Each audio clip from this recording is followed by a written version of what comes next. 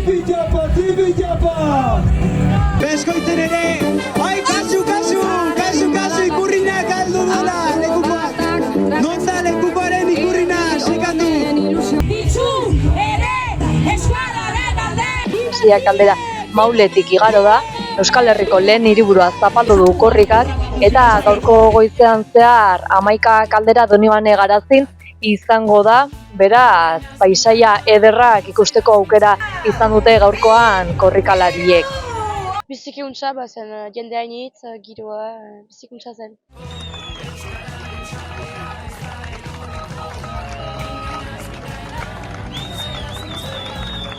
Arratsalde osoan Nafarroan zehar ibiliko da, abaurre gainara heldu arte. Bada hemen norbait zoriondu nahi dutenik ere, ez da?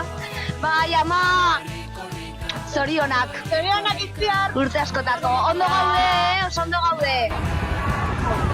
Izugarrizko aldapa igo dugu une honetan, prentsako kotxean gaude korrika hartu nahian. Nafarroa euskaldundu dadin behingoagatik eta zonifikazioa bukatu dadin behingoagatik.